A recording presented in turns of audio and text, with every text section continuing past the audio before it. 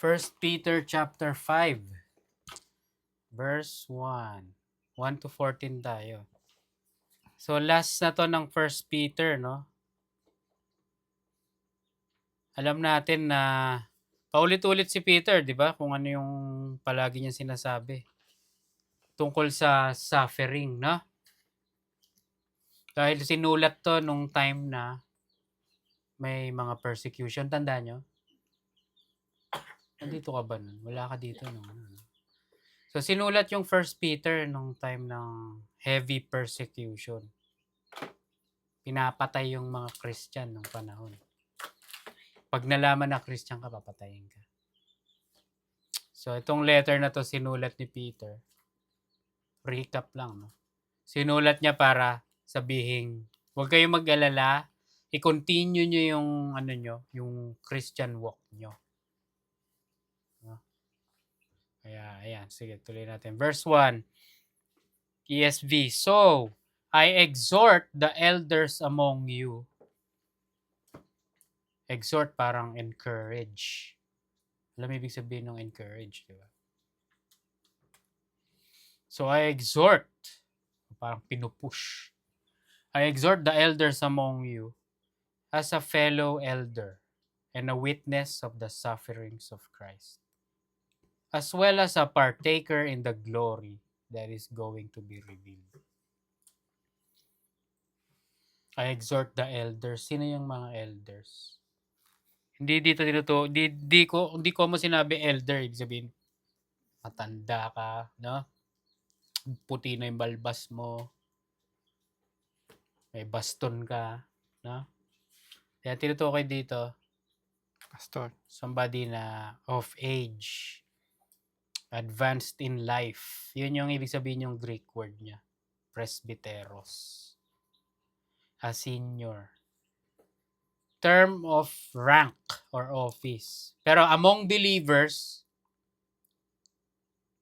those who presided, meaning be in the position of authority in a meeting or gathering. So, kunyari, dito sa atin, sino ang elder dito? Ako. Hindi ko hindi dahil matanda na ako. Hindi ganun na. Diba? Parang mature in the faith. Naintindihan nyo? Mature na believer.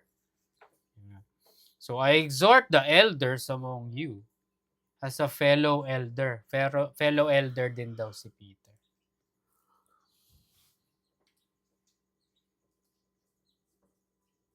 And a witness of the sufferings of Christ. Parang nag-aano siya dito parang, diba? Parang guys, parang sinasabi niya, makinig kayo sa akin as a fellow elder. Also, I am someone na nakakita ng nangyari kay Lord natin. I am a witness of the sufferings of Christ. Parang nilalagay niya sa lamesa yung barahan niya, yung mga alas na. Hindi naman siya nagyayabang, no?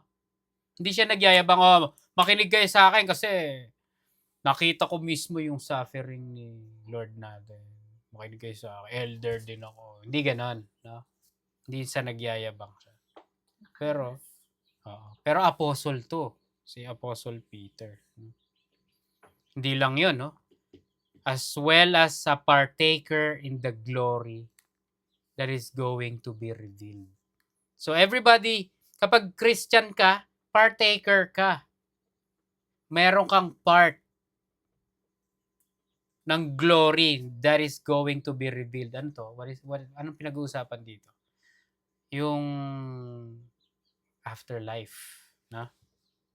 Eternity. The glory that is, this is gonna be a glorious day. No, everybody's gonna worship God.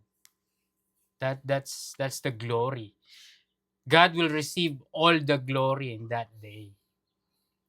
Mawi-witness natin yun. Kapag believer ka, partaker ka.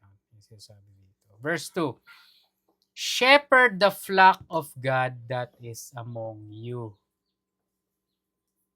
Shepherd the flock of God that is among you. Sa King James, feed. Feed. Feed the flock of God that is among you. Yan ang sinasabi. Grabe, familiar yung language ni ni Peter.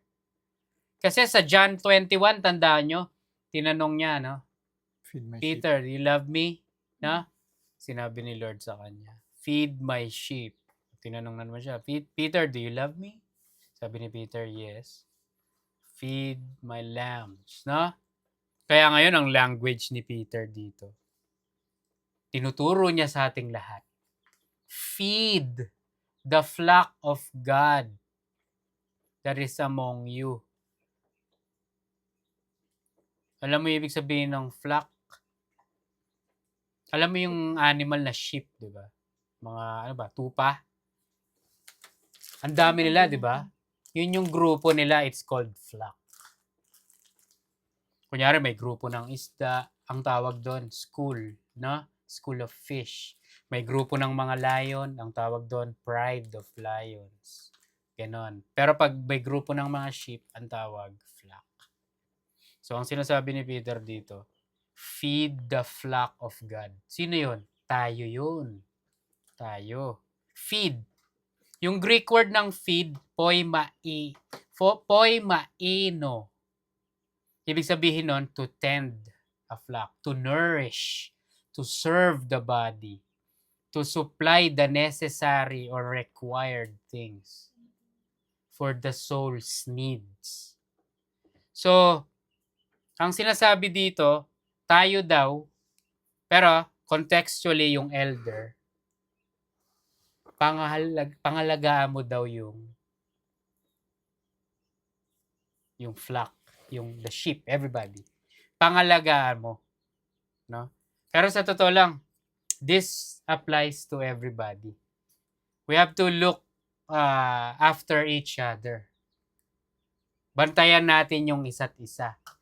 Kasi ang pinaka-shepherd natin, ang pinaka-headmaster natin, si Lord Jesus, di ba? Ngayon, may elder, may nagtuturo, Ang responsibility is, make sure na nakakakain yung mga believers ng salita ng Diyos. Ganun kasi yun, Jisan, Kapag may flesh ka, di ba? Ang pagkain ng flesh, tunay na pagkain, di ba? Ang pagkain ng, sabi ng Bible, ang pagkain ng spirit natin, the Word of God. Kaya ngayon sinasabi dito, feed the flock of God. Anong papakain? The Word of God.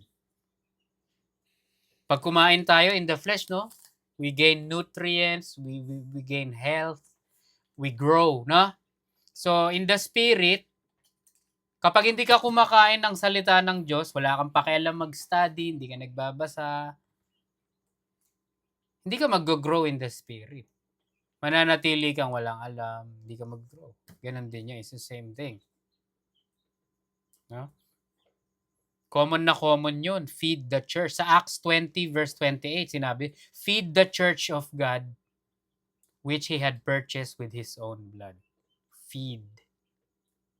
Commandment sa lahat yun. Kanina, pinag-aralan natin sa Acts 28. Tandaan nyo. Turuan daw, Turo daw yung mga commands ni God sa isa't isa. That's the same thing as feeding. Pupunta ako sa King James. Feed the flock of God which is among you, taking the oversight thereof. Ang ibig sabihin ng oversight, look after. It's the same thing, parang feed, To care for. Care for, taking the oversight thereof, not by constraint, but willingly. So, ginagawa natin to. Kunyari, ginagawa ko to, Hindi dapat to sa pilitan. Hindi dapat by force. Dapat tumambay na lang ako sa bahay, nanood na lang ako ng NBA. Ano, kailangan ko pa kayong turuan, no? Hindi dapat gano'n. Kailangan may willingness. Willing dapat ako. May care. May tunay na genuine care. Yun ang sinasabi dito. Not by constraint, but willingly. Not for filthy lucre o yung binabayaran ako. Kasi pinag-uusapan dito yung mga leader ng church eh. Yung ibang leader ng mga church, yung mga pastor, ginagawa nila yun kasi may bayad, no? Tanggalin mo yung bayad, paano yan? No? Hindi dapat ganoon. Sinasabi dito, not for filthy lucre, no? But of a ready mind. But of a ready mind. Protimos, yun yung Greek word. Willingly. A willing mind. It starts in the mind, no? Yan ang sinasabi dito. So, ang key sa pag ginawa mo to is having a servant mind. Sino sinaserve mo? Si Lord. Hindi mo to ginagawa mainly para sa mga brothers and sisters mo in Christ. Ginagawa mo to for the Lord. Yun ang key dito.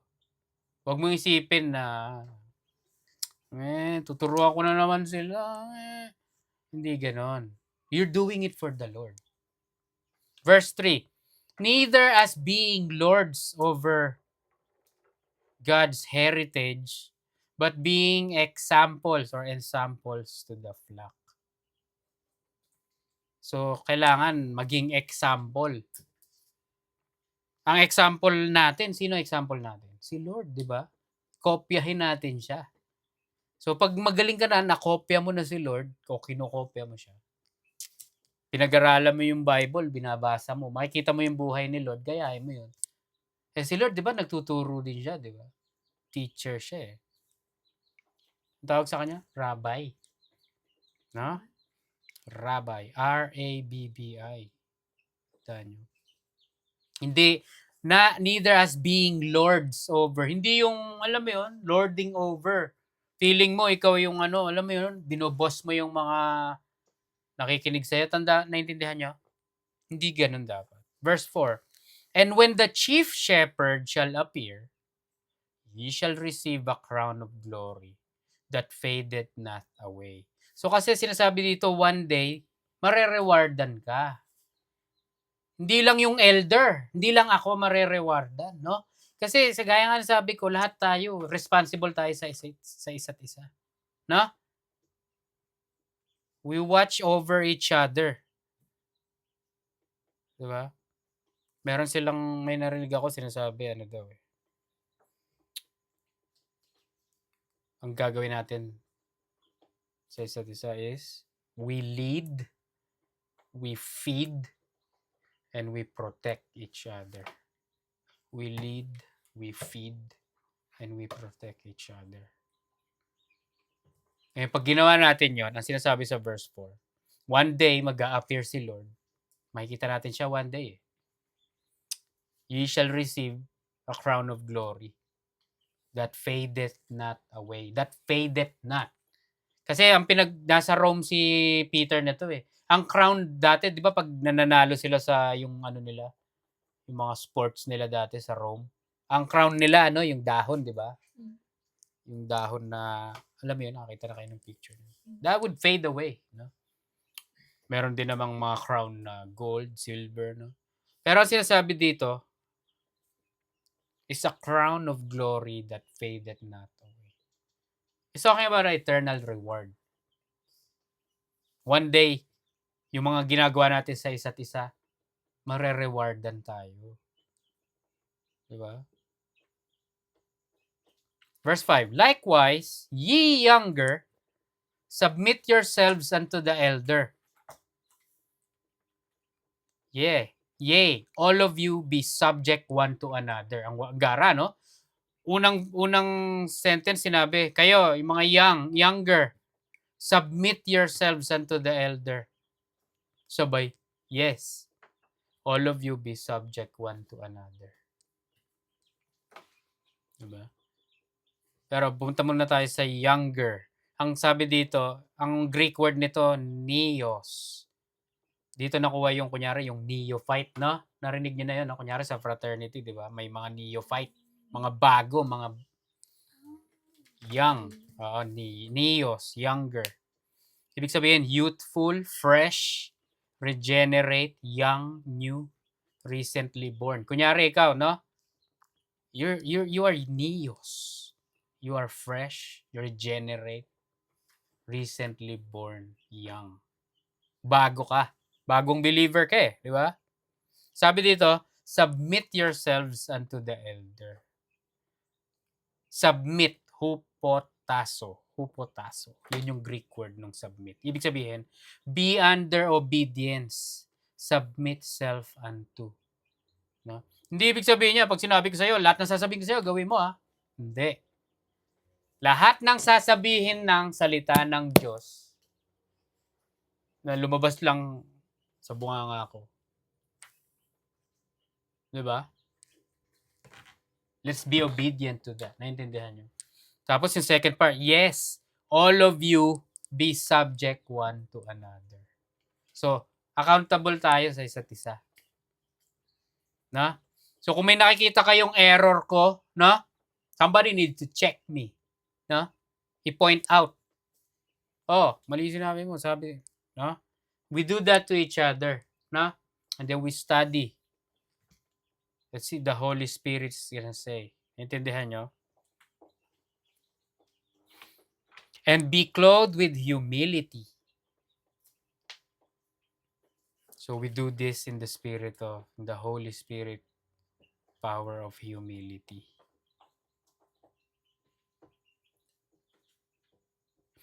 For God, bakit? Bakit daw kailangan humble? For God resisted the proud and gives grace to the humble. God resists the proud and gives grace to the humble. Pag hindi ka humble in your Christian walk, God will resist you. You're gonna be proud. You're gonna be prideful. Lalaki ulo mo, no? Kunyari, ang dami mo nang alam, no? Nag-aaral ka kasi. Dami mo nang alam. Prideful ka na, feel mo, kala mo kung sino ka na. Ang mangyayari sa'yo, God will resist. Yan, ibig sabihin ng resist, antitaso, yun yung Greek word. Oppose. To range in battle against. Si God ang makakalaban mo. Yung sinasabi dito. Si God ang makakalaban mo kung magiging prideful ka. Grabe, gusto mo ba yun? Gusto mo ba mangyari yun? God resists the proud and gives grace to the humble. Ngayon, pag humble ka, you're gonna be given the grace of God. You're gonna get favor from God. Rewards from God. Verse 6, humble yourselves, therefore, under the mighty hand of God, that He may exalt you in due time. Humble yourself, therefore, under the mighty. Alam natin yung word, napaka-common word, be humble. Meron tayo ditong pinaka-humble. Kaya kung may tanong kayo, ayan, we got this guy. So being humble basically, is something na kailangan, self-humble. Humble, punta natin na lang yung dictionary.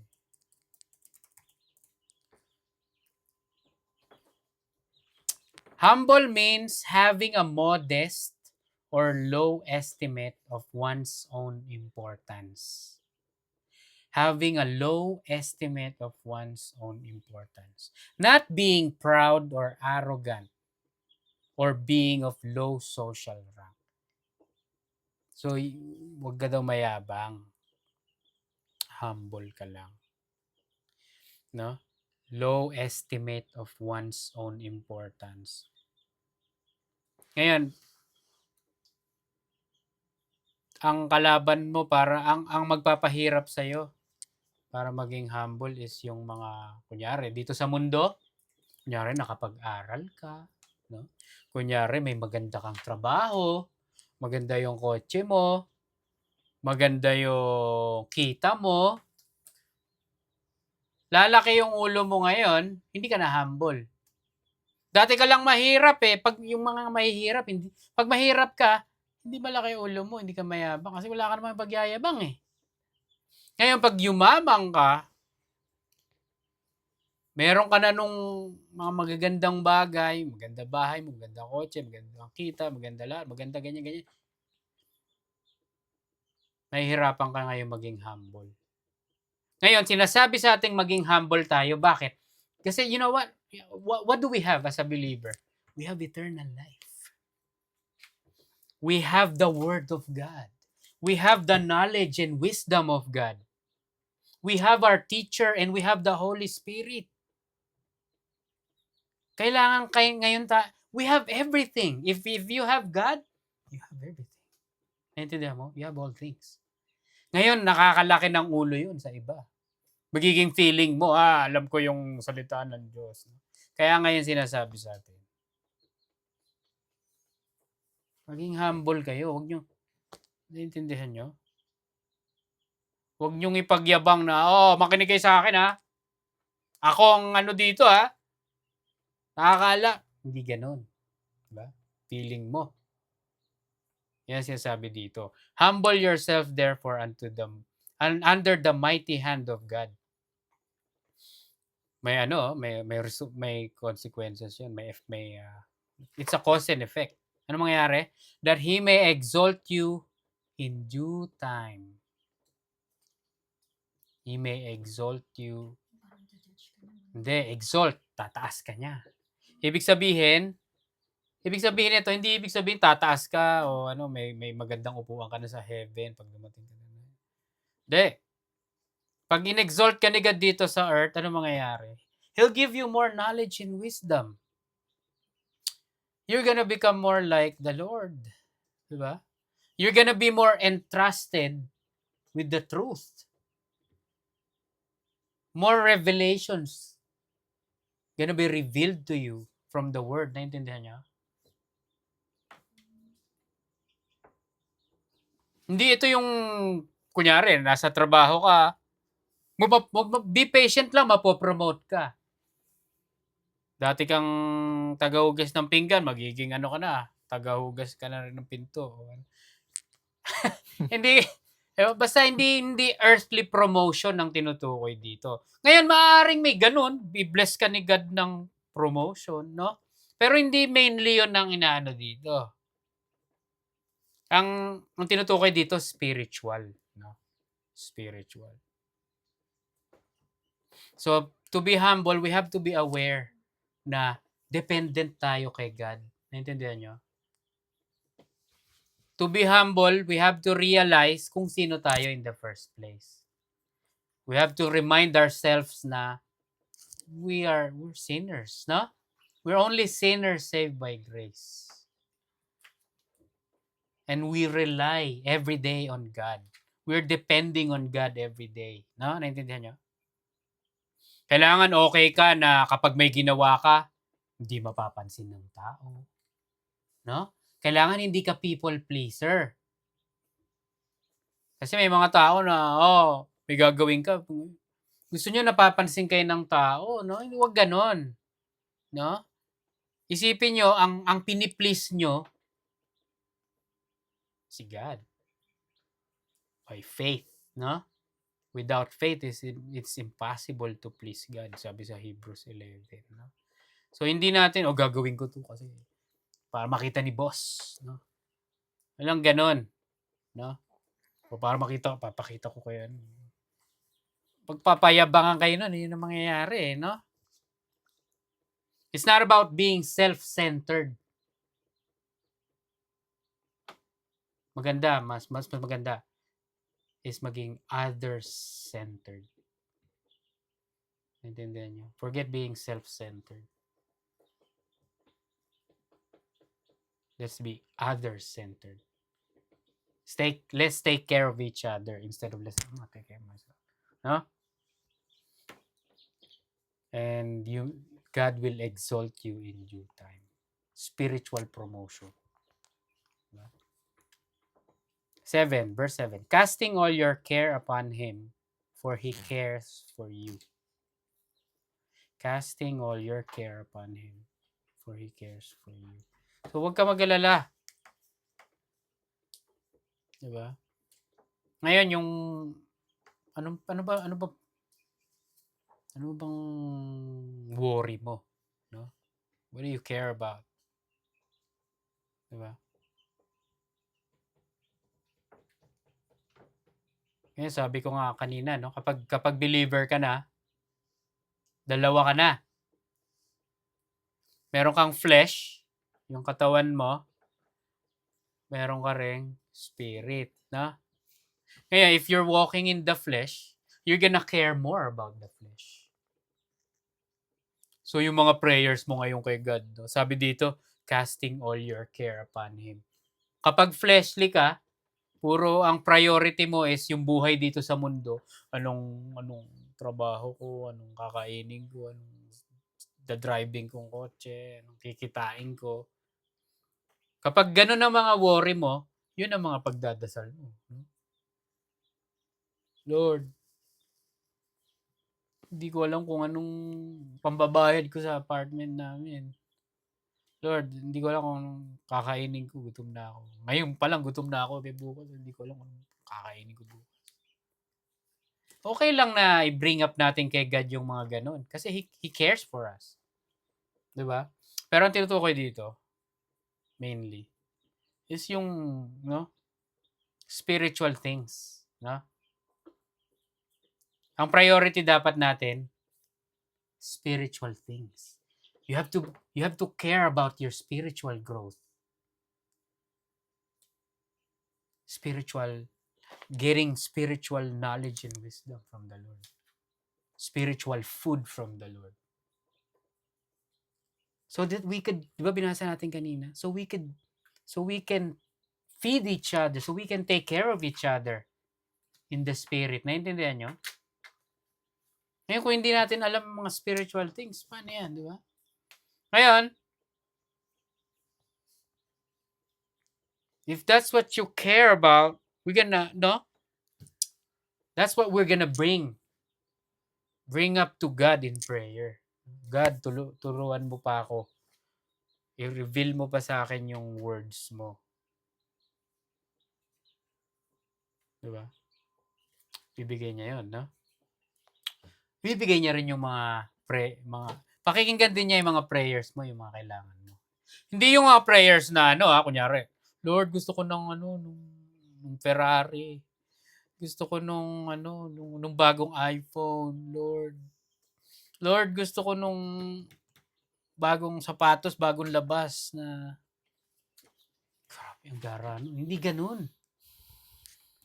No? Lord, merong magandang restaurant dito. Gusto namin kumain doon, Lord.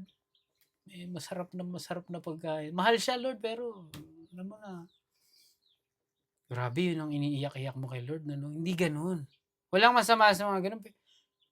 Hindi, you know what? Ang masama yung mga ganun. Kunyari, gusto ko ng Ferrari, gusto ko ng Lamborghini, gusto ko ng Tesla, gusto ko ng PlayStation 5 o PlayStation 6. Gusto ko ng matinding gaming PC. Yung mga prayer mo kay grabe. Hindi ganun. No? So, ano sabi dito? For He cares for you. Lord, you care for me. Give me my new Xbox o PlayStation 9. Hindi ganon. Diba? It's talking about mainly spiritual things. Verse 8, be sober, be vigilant, because your adversary or your enemy, the devil, is like a roaring lion, walking about, seeking whom he may devour. Tandaan nyo yung context nito, suffering, no? Yung mata ni Satan, yung mata ng demonyo, ang nakikita niya yung mga mahihina. Yun ang target. Yung mga madadaling linlangin.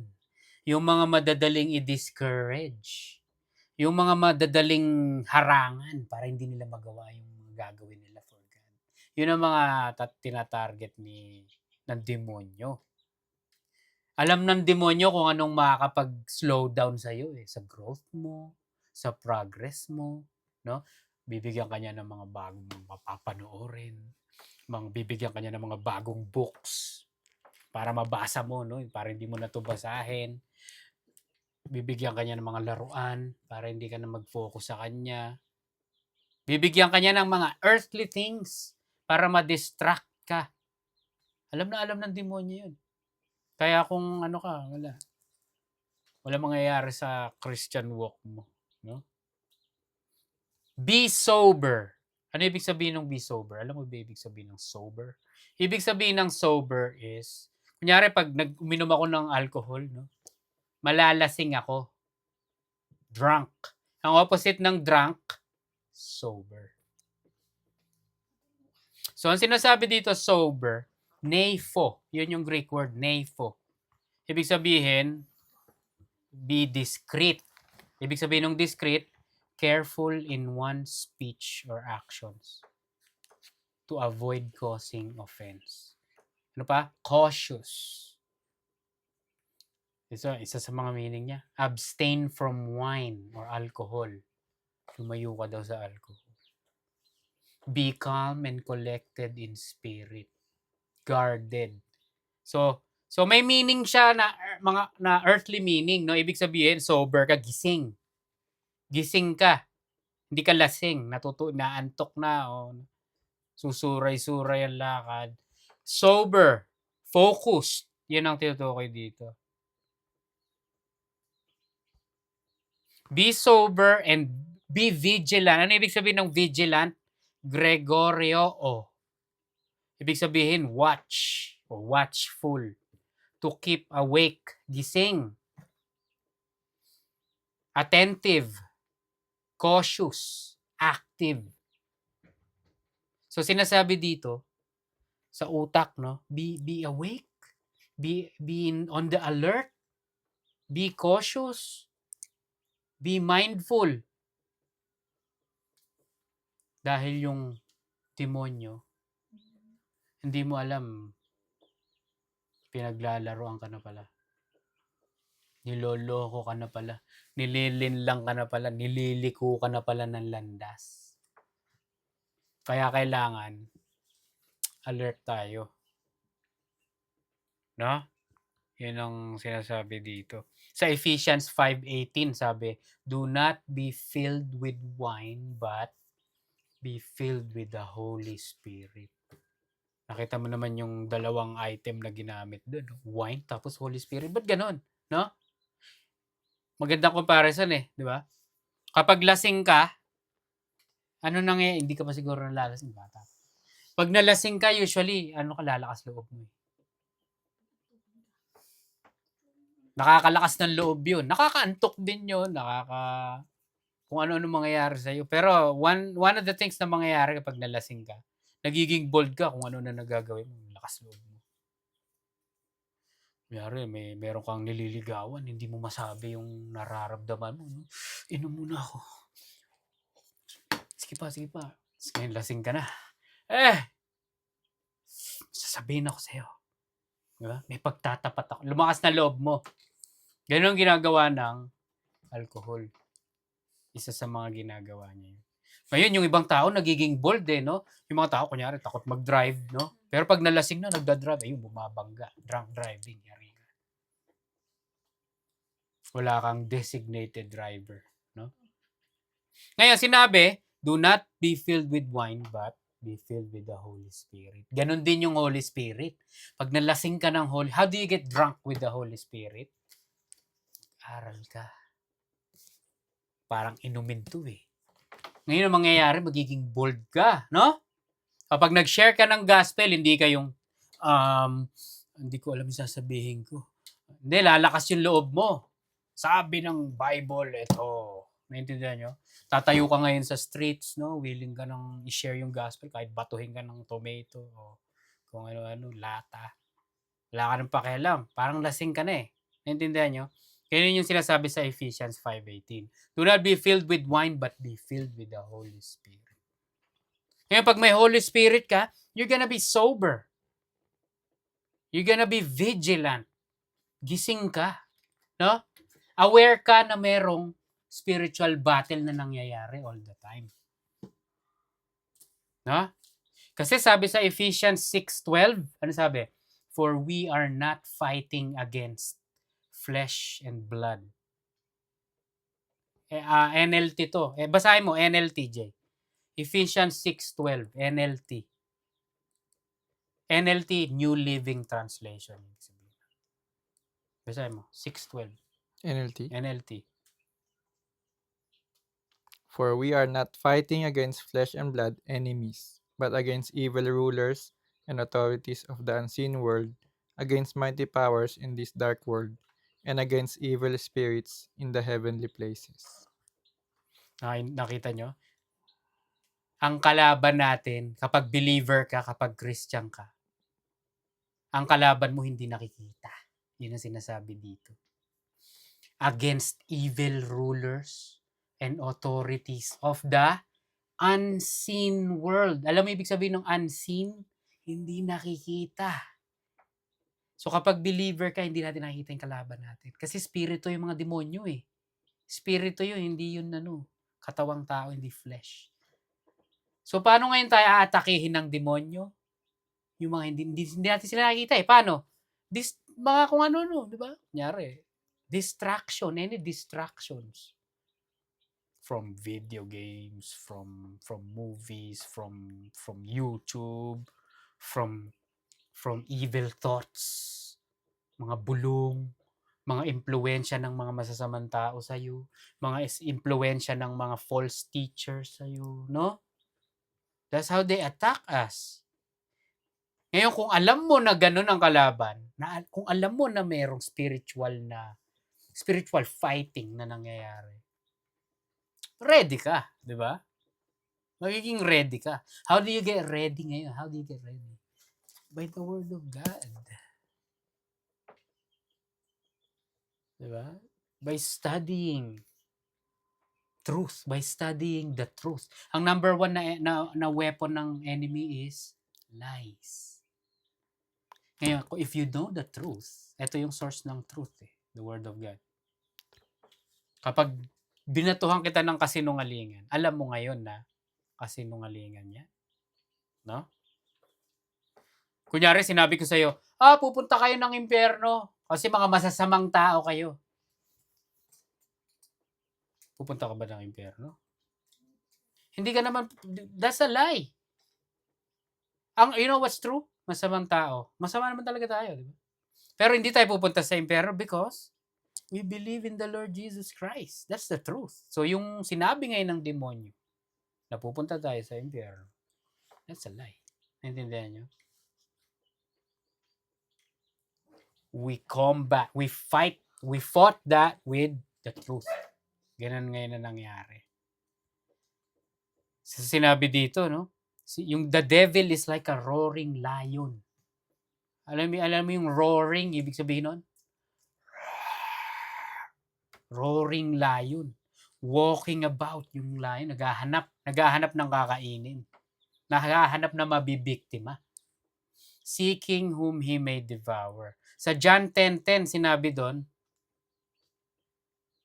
dinescribe yung devil doon like a thief. The thief cometh not but for to steal and to kill and to destroy. Yun ang gagawin ng demonyo sa'yo. Is to destroy you. Destroy your mind. The devil wants you to be stupid. The devil wants you to be inactive. No? Naglista ako dito ng mga gustong gawin ng demonyo sa'yo eh. Ito. Ilan ba to? 1, 2, 3, 4, 5, 6, 7, 8, 9, 10, 11. Number 1. Number 1 na gustong gawin sa'yo ng demonyo is to distract you from doing the kingdom work. From doing the things that God wants you to do. To distract you.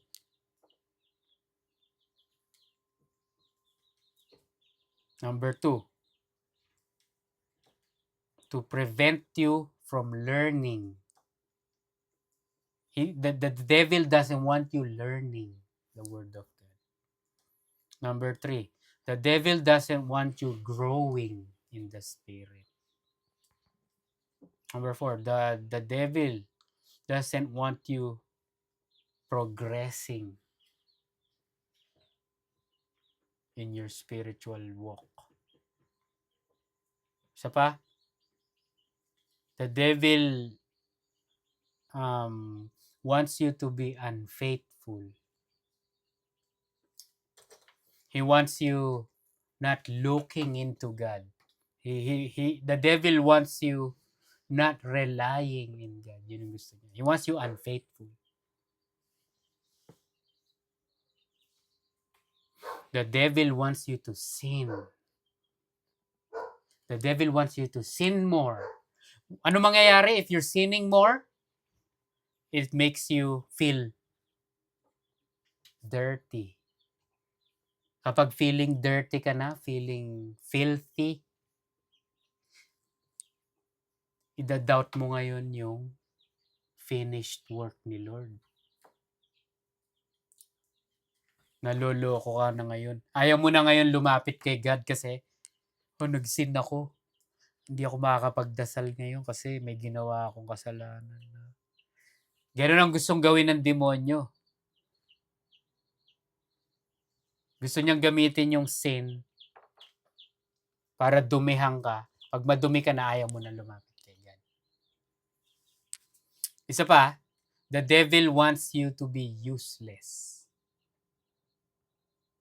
Next, the devil wants you fruitless. Bearing no fruit. Next, the devil wants you stuck as a new believer without knowledge. Stuck. S-T-U-C-K. Wala nangyayari sa'yo. Yun ang gustong gawin ng demonyo sa'yo. Hindi ka niya ibabother. Hindi ka na niya pakikialaman. Kung nakikita niya na wala naman nangyayari sa'yo sa Christian life mo. You're good. You're good. Iiwasan ka ng demonyo. Stuck ka. Para kang, naintindihan niyo? Para kang na-trap. Gusto niya yun, no? So pa, the devil wants you decommissioned. Ano ibig sabihin ng decommissioned? Out of service. Yun nga, parang yung kanina din, useless. The devil wants you decommissioned. Commission, di ba? Parang Great Commission, tandaan niyo. There's a work, no? Decommission. Hindi ka trabaho. Last one, the devil wants you out of the ministry. It's the same thing, basically. Out of the service. Nakikita nyo yung ibang mga believers na fellow believers natin, no? Mga wala sila sa ministry, no? Successful yung demonyo, no? Na-distract sila, may trabaho sila, no? Meron silang family. Hindi ngayon sila maka-serve. They can't serve the brothers and the sisters. Busy sila eh. Panalo yung demonyo nun. Wala silang nagagawa for the church. Diba? Yun ngayon, that's what it means to be devoured by the devil. Kain ka. Verse 9. Basahin mo NLT. Mas maintindihan natin yung NLT. Verse 9, J. NLT.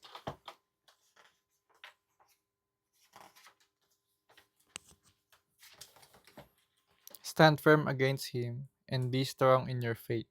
Remember that your family of believers all over the world is going through the same kind of suffering you are. Stand firm against the devil. Stand firm. Basahin mo nga yung Tagalog, Faye. Sa amin Tagalog. Nine. Patatagin ninyo ang inyong pananampalataya sa Diyos at labanan ninyo si Satanas. Alalahanin ninyong hindi lang kayo ang naghihirap, kundi pati ang mga kapatid nyo. Kay Kristo sa buong mundo, nararanasan din nila ang mga paghihirap na ito. Amen. Patatagin daw, ano sabi? Patatagin ninyo ang inyong pananampalataya Tapos tuloy mo pa. sa Diyos at labanan ninyo si Satanas. Labanan si Satanas. Maging matatag. Tsaka be aware daw na hindi tayo nag-iisa na nagsasuffer. Tayong lahat to as a body of Christ. Nakaka-experience tayo. Huwag niyong isipin, ako, hindi na ako nagsasuffer, no? Hindi, lahat tayo. Lahat tayo nakaka-experience ng mga atake. So, ibig sabihin, ang sinasabi dito, stand firm, maging matatag. Huwag mag-give up.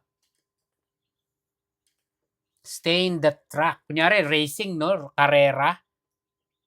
Magstay ka lang dun sa, sa race track, no? Pag lumabas ka dun, hindi ka nakasali sa race, no? To be in the race, you have to stay in the track. We're in a race. Pero hindi ito yung race na, unahan ko kayong lahat. Hindi. Sama-sama tayo. Yun ang sinasabi dito. No? Tsaka aware tayo na in control si Lord, di ba? Diba? Kaya, we can stand firm because we know He is in control. Yun ang sinasabi dito. We have reason. We have reason to stand firm because of Him. He's the one that strengthens us. He's the one that teaches us, encourages us, empowers us. No? Sama-sama tayo dito nagsasuffer. Kaya nga, sinasabi uli, no? Sa James 1, verse 2 and 3. My brethren, count it all joy when you fall into diverse temptations, knowing this, that the trying or testing of your faith worketh patience. May patutunguhan yon yung suffering natin. It's not in vain. May mapapala tayo, may matututunan tayo. May makukuha tayo dun. We're gonna grow because of the suffering. Tandaan nyo sa Acts 5, no? Na-persecute sila't lahat, tandaan nyo. Acts 5 verse 40 to 41. Tapos sabi doon sa last part, and they departed from the presence of the council, rejoicing that they were counted worthy to suffer. Grabe yung mentality nila. Akala mo mga baliw no? Nagsasuffer na nga, maligaya pa. Kaya sila maligaya kasi naniniwala sila na counted sila na maging worthy. Ang weird no? Worthy to suffer shame for His name. So we have to have the same mind. Na kapag nag-suffer tayo, we have to rejoice kasi nakafocus sa atin si God. He wants us to grow. Tandaan niyo yung study natin last time. Verse 10. In His kindness, balik tayo sa King James. But the God of all grace who had called us unto His eternal glory by Christ Jesus, after that ye have suffered a while, make you perfect, establish, strengthen, settle you. So, the purpose of suffering. The purpose of suffering, yung verse 10. Parang Psalm 66 verse 10. Psalm 66 verse 10 to 11. Babasahin ko. For you, O God, have tested us. You have tried us as silver is tried. You brought us into the net. You laid the crushing burden on our backs. Yun. It's for a purpose. It's for the glory of God.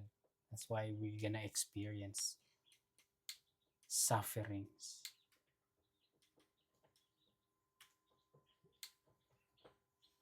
It's gonna, gaya nga ng sinabi ko last study natin, we're gonna be molded. We're gonna be transformed. We're gonna grow from our sufferings. Verse 11, tapos na to, doxology. To Him be glory and dominion forever and ever. Amen. Grabe, nag-close na si Peter dito, tapos may verse 12, 13, 14 pa. No? Pero amen nga, kasi nga, all glory and dominion or power belongs to God forever and ever.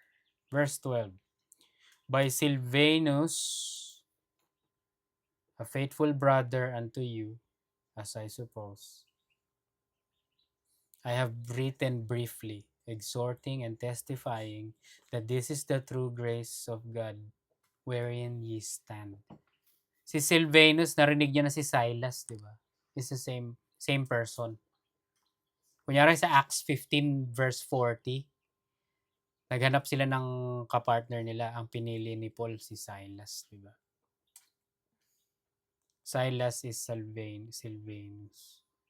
Ano yun, parang Roman name daw niya yon. Pero yung Greek name niya, Silas. Yung Roman parang ano yun eh, yung parang palagay yun sa papel. Pero pag yung Greek, parang ano yun eh, parang pagan yun eh. Parang nickname, Silas. So, companion ni Paul yan in preaching the gospel. Yung tanda niya yung si Mark, ayaw kasama ni Paul si Mark. Kasi daw, ano ba, di ba, natanda niya yun. Meron silang contention. Medyo nag-aaway sila. Pinili niya si Silas. Sa 2 Corinthians 1:19, Paul, Silvanus, and Timothy. Ano sila? Companions for preaching the gospel.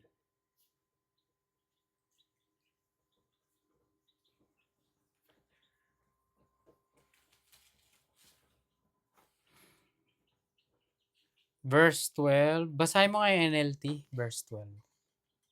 NLT. I have written and sent this short letter to you with the help of Silas, whom I commend to you as a faithful brother. My purpose in writing is to encourage you and assure you that what you are experiencing is truly part of God's grace for you. Stand firm in this grace. Tinulungan daw siya ni Silas. So, isulat to. And sent this short letter to you. Si Silas din na magdadala nitong letter na to. No? Whom I commend to you as a faithful brother. Grabe, naka-hangout ni Paul, no? Tapos pumunta na si Silas kay Peter, no? Ang galing, ano? Verse 13. Your sister church here, balik tayo sa King James. The church that is at Babylon, elected together with you, saluted you, and so that Marcus, my son. So, the church that is at Babylon. Yung Babylon, ano to? Sa time nila na to, this is Rome.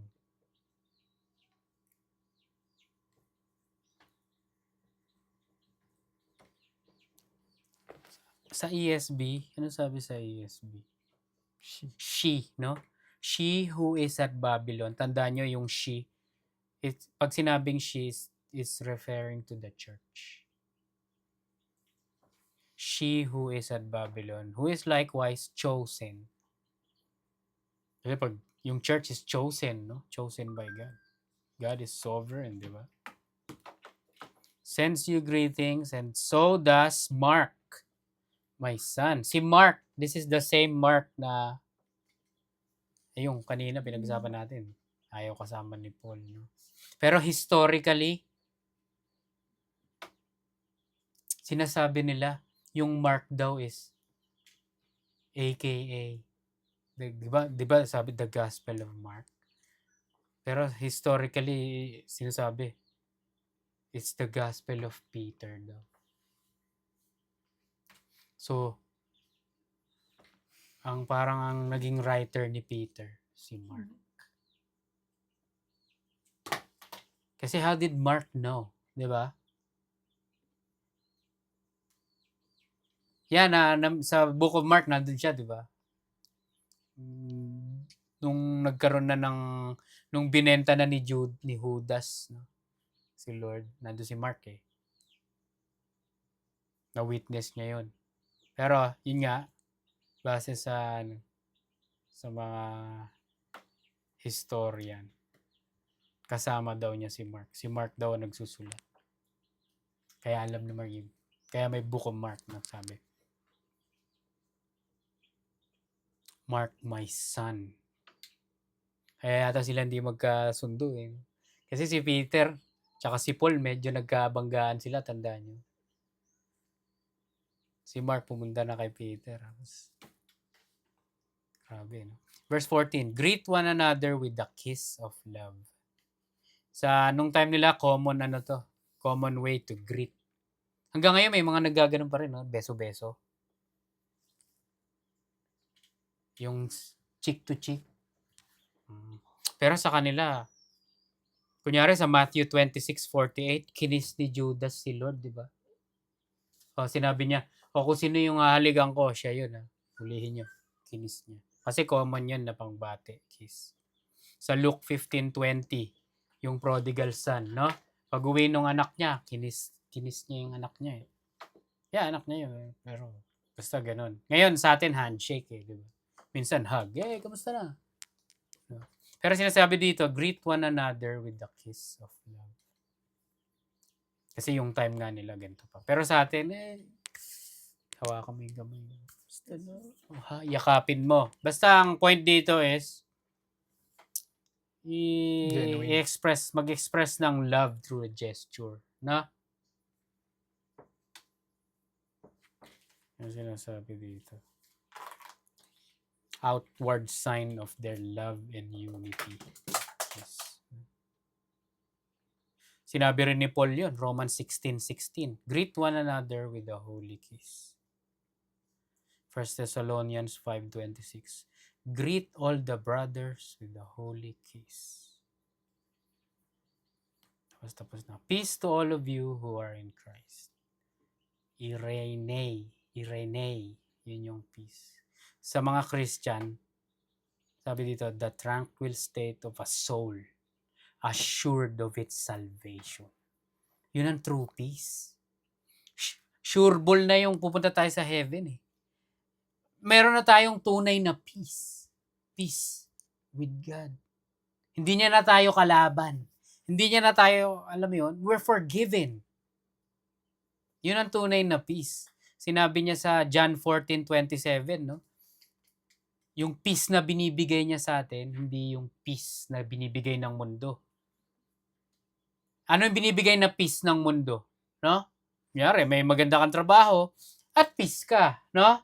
Na pagdating ng katapusan, may sweldo ka, may pangbayad ka, I'm at peace, no? Yung relationship mo with the family is maganda, you're at peace, no? Wala kang kaaway sa trabaho, wala kang kaaway sa family, you're at peace. No? Buhay lahat ng mga alaga mo, healthy sila, you're at peace. No? Maayos yung sasakyan mo, maintained palagi, may kapatid ka na, tumitira ng mga, you're at peace. Kahit ano mangyari dyan, may aasikaso dyan, you're at peace. No? Yung sweldo mo, consistent ang pasok ng pera, you're at peace. Hindi ka stress. Yun yung earthly, fleshly peace. May asawa ka, may mga anak ka, mahal na mahal ka, ang ganda ng relationship nyo, you're at peace. Pero, alam mo yun? Pero pag tanggalin natin lahat yun, ano mangyayari sa'yo? Guguho ang mundo mo. Sabihin natin, wala ka ng trabaho, wala ka ng pera, walang papasok na pera.